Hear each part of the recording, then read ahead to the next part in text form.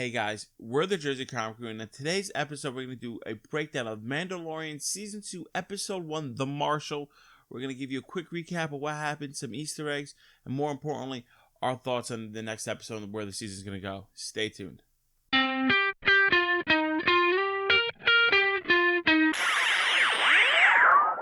Hey guys, welcome back to Jersey Comic Crew. As Rob said, we are talking The Mandalorian, Season 2, Episode 1, The Marshal. If you haven't watched our first video breaking down everything you need to know about Season 2, go watch that. And anyway, go watch the first episode before listening to this, because this is going to be spoilerific. We're talking everything. Easter eggs, plot points, character developments. And yeah, we're going to get started right away. Rob, take it away with what happened in the episode I can't wait to talk about. All right, guys. So I hope you are ready. This episode was a great Western from the Star Wars universe. So first off, we have Mando and the child go into the seedy bar area where we see these two giant pigmen. The pigmen are called Gamorreans. The Gamorreans are fighting back and forth, and we see Mando is talking to Gore. So the Gore is like this one-eyed Cyclops guy. He's trying to get information on where other Mandalorians might be. Gore said, you know what? I'm going to try to take your armor. I don't care about you. Has all of his guys surround him. Mandalorian. Yeah. Which was so cool. The Mando touches his arm, and then his whistling bird starts lighting up. The baby immediately closes its little pod. Yeah. Nope. She's like, nope, I'm not dealing with this. Which is so Western, by the way. It is, everyone right? Closing the shutter doors is like the guy walks in for the gunfight. And it wasn't like done in a quick manner. It was like nice and smooth. Not slow, it was smooth. And that kind of gave more that Western feel. And that's what I view the Mandalorian as, is like the space Western that it is. Absolutely. So after he kills everybody in the bar, we see the one-eyed Cyclops man tries to run out. And then, just like any other bounty hunter, gets his little grappling hook, ties him up by the legs, string him up like he's Spider-Man, gets the information. But doesn't kiss him. Doesn't kiss him. No kissing. No kissing in Mandalorian. Destroys one of the lights, and I guess as he walks away, these spider monster creatures of the night comes and kills Gore. They were like demon dogs, or like hell's hounds almost. Mm-hmm. Yeah. When he walked in, originally I thought they might have been just a bunch of Jawas, but then I heard the voices like, oh no Jawas here. Like, no Jawa. Yeah, so apparently, obviously, they're advertent to the light and cut the light. And he's like, you said you weren't going to kill me. He goes, I'm not killing you. Use the light.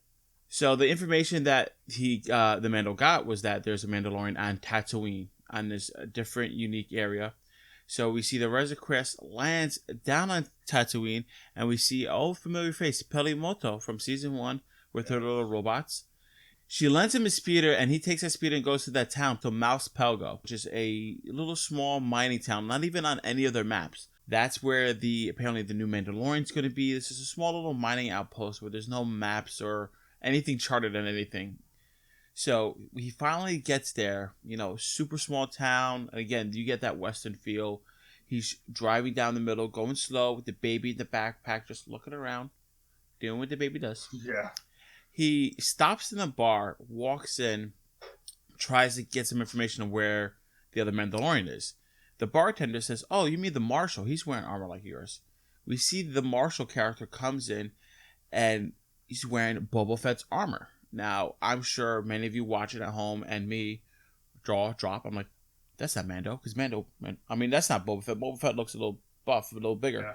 This guy, he looks a little bit more sleek and long, but immediately I'm like, all right, who are you? How do you have this armor? What's going on?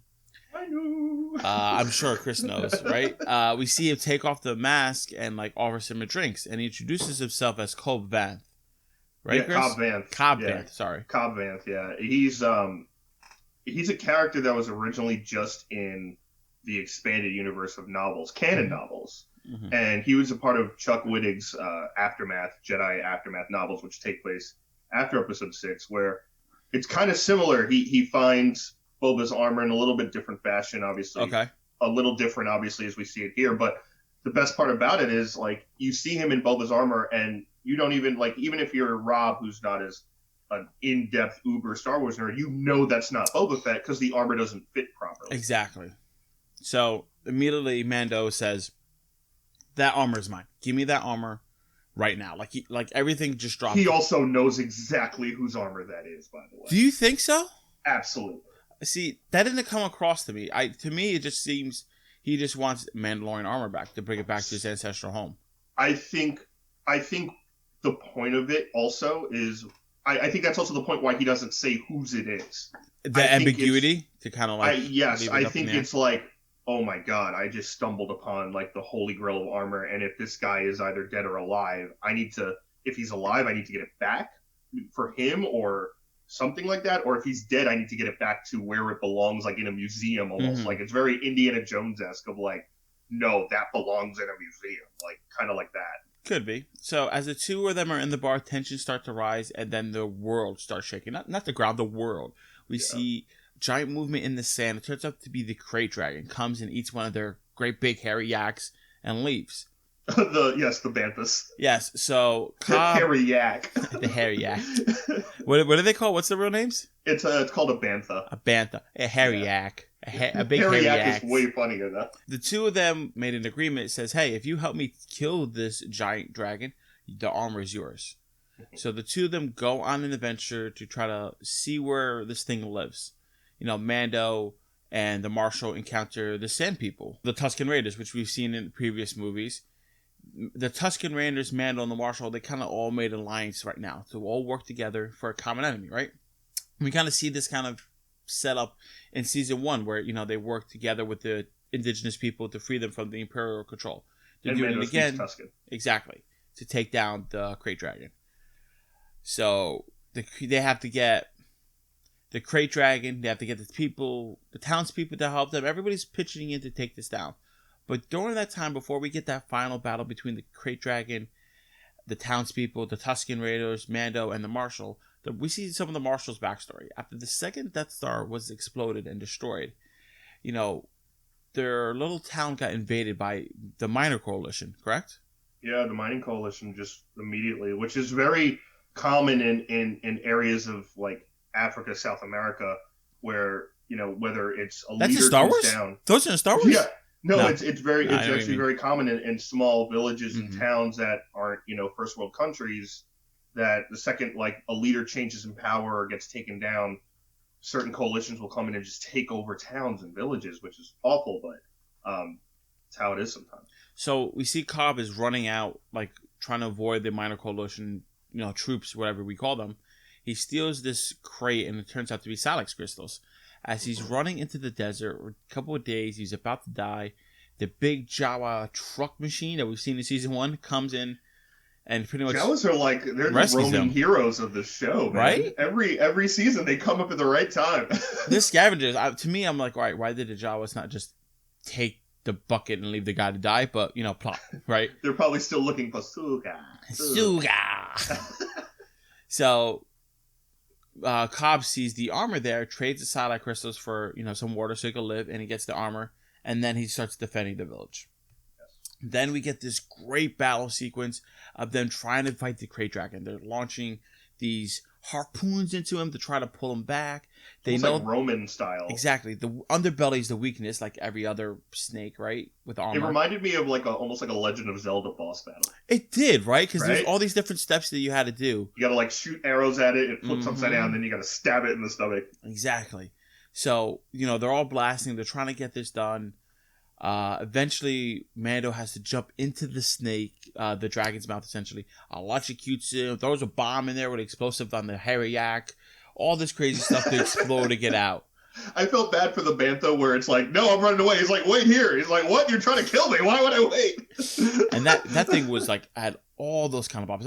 What kind of, did they say what those bombs were? I'm not.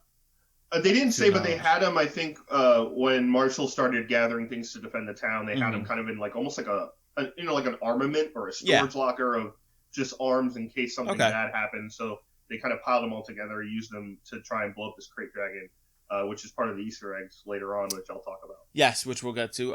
So the dragon's dead. We see the Tuscan Raiders are chopping it up, getting the meat. I guess they're going to eat it. It's cooked. Mando gets a big piece of meat for himself for his journey because, man's got to eat. They grab this big pearl, it looks like, and I'm sure that's going to be an Easter egg that Chris is going to tell me and you. Well, no, it's not even that much of an Easter egg. It's a pearl. So in the written scripts and stuff like that about different creatures of the Star Wars universe, the Crate Dragon usually has very valuable pearls because of the amount of sand and dirt it just digests because it's traveling through the ground, so that stuff gets crunched up like a pearl, almost like a clam or oyster in the ocean. The same concept. So the science there is actually realistic. But so the pearl's obviously very valuable, and they use it to, I guess, trade for, food and other items in their journey of being alive on this awful doomed sea. Yeah, so that's why the Raiders wanted the body and everything to get other pearls and stuff. Makes sense. So, after we see all of that, the armor is given to Mando, Boba Fett's armor, and we see a mysterious shadowy figure on a hill, because that's what we like to do in Star Wars. And he's got like these two weird staffs. Look, if I didn't know any better, this man's a wizard, right? If I just saw this, I was like, this man's a wizard. Takes off the hat. More. Take off the hat, the hood, and we see it's Boba Fett. Well, the actor who played Boba Fett. So this could mean a couple of different things. This could be actually Boba Fett. This could be a Boba Fett ancestor. I don't know. It's Boba. It's. I think it's Boba. By the way, Boba Fett. The Krayt Dragon's lair is a former Sarlacc pit. Yes. So some connections are being made here. Yes. So a very good episode to start with. Very Western. It was a lot of fun. It was a good, solid pace throughout the whole thing. I really enjoyed it, Chris. Me too. But what I want to know, everything I said. The people here watching knew everything I said. We want to hear these Easter eggs. We want to know what these Easter eggs that you have for us, so that we get a little bit more insight into the knowledge and then into the world. Then we're going to talk about what we think is going to happen next. Absolutely. Easter eggs. There was a lot in this episode, surprisingly, for a first episode drop. Favreau really hit the pedal to the metal with these. The first one we see is R5. And R5 was the droid that when we get to Tatooine, Peli Moto was like, R5, come here. That's the same droid from Episode 4, A New Hope, that Luke and his Uncle Owen were going to take before R2, and then the motivator blows. Oh. And if you look at R5, you see the little grease spot of where his motivator blew. So immediately I was like, oh my god, it's R5. Oh, wow, okay, that's cool. So that's really cool. So what else do we have? Obviously, the Krayt Dragon is a big one. There's a couple things with the Krayt Dragon. Number one, the Krayt Dragon species itself, again, back to Episode 4, New Hope, when C-3PO and R2-D2 land on Tatooine and they start their long, treacherous journey, there's this giant skeleton dinosaur-looking thing in the background. Yeah. That's a Krayt Dragon. That is a Krayt Dragon. Okay. So they based off of that.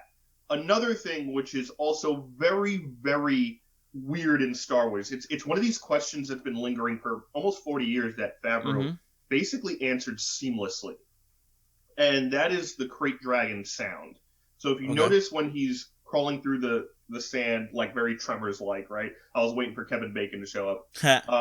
He's crawling through the sand. There's this eerie, like, whoa sound that comes out of nowhere. Yeah. And that's the Krayt Dragon's call. And if you go back to Episode 4 again, Luke gets attacked by Tuscan Raiders in the beginning, looking for R2 when R2's searching for Ben Kenobi. And Ben Kenobi kind of comes out of nowhere, the old man, and this sound comes out of nowhere. Like this sound. Yeah. The Tuscan Raiders run off, and everyone's always like, what the hell was that? Like, what was that noise? Why did they run off?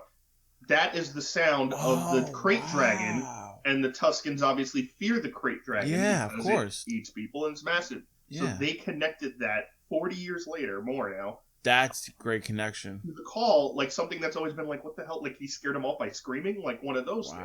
Wow. So the Krayt Dragon was in it a lot. Also, the way they killed the Krayt Dragon originally was from Star Wars: The Old Republic, the original video game for Xbox. And really? Okay. Yes, you actually had to kill a Krayt Dragon. Oh, wow. In that game.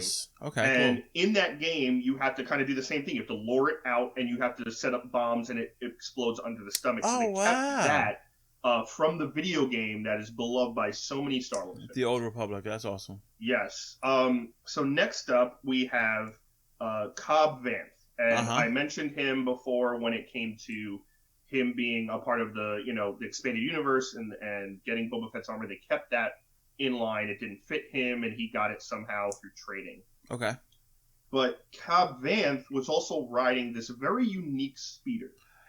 I feel like it looked very familiar. I feel like I've seen it before.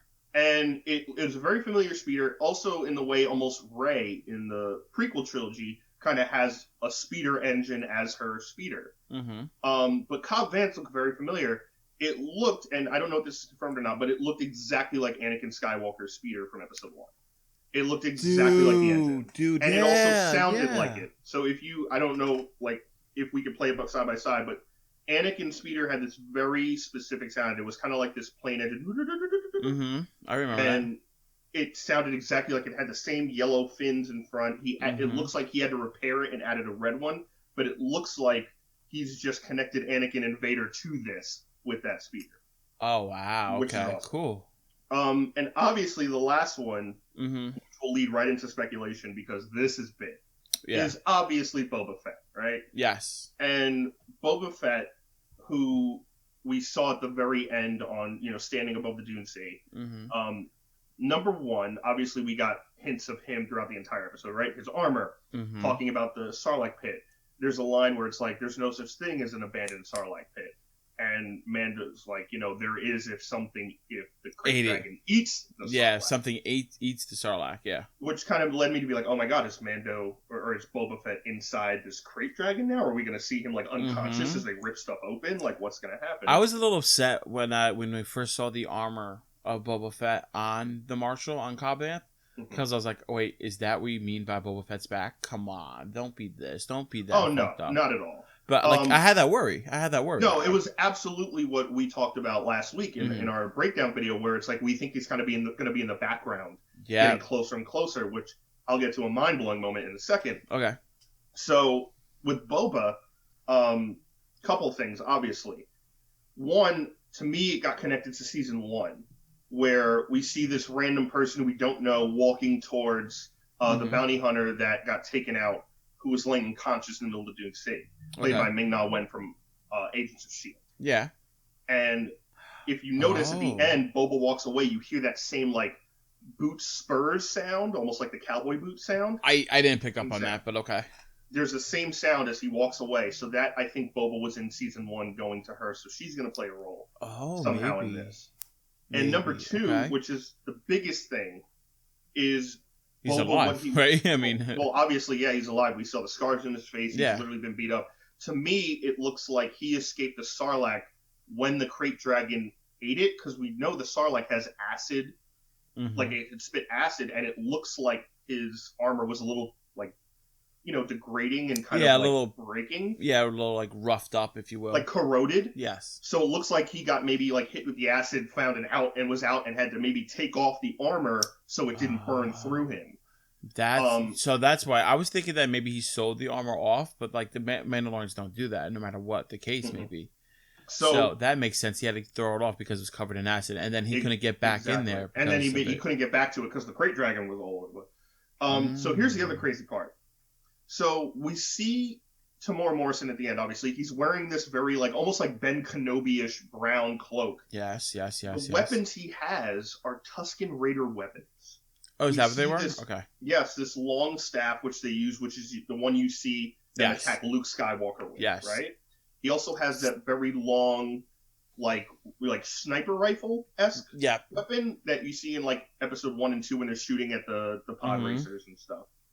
Now, if you go back in the episode and you look at Mando and Cobb Vance talking to the Tuscan Raiders, and they have that scene where he won't drink that weird fruit, like acid stuff. Yeah, that smoky fruit, Smoky fruit, and it's like this whole thing.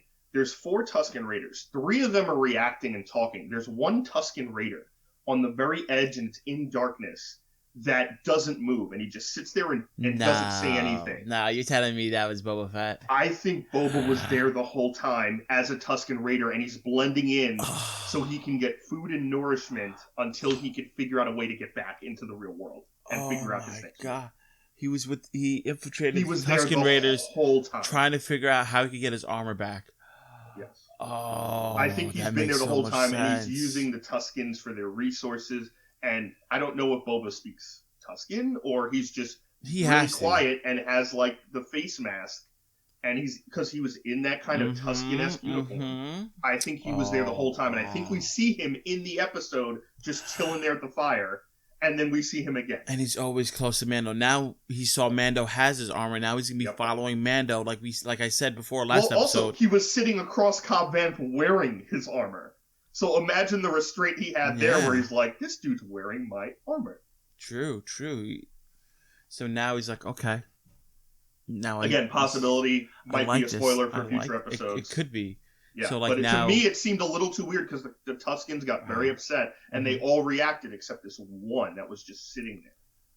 I have to rewatch the episode. Like almost like trying not to get attention towards himself. Okay. Very odd. So now I want to talk a little bit about like my thoughts, like for what we're gonna get in the next episode. So like, I think with the next episode, I think it's gonna still be this kind of the same kind of formula that we got in season 1, right? Like almost like these standalone stories that connect a little bit at the end. Like I thought this season was gonna be a lot more fluid.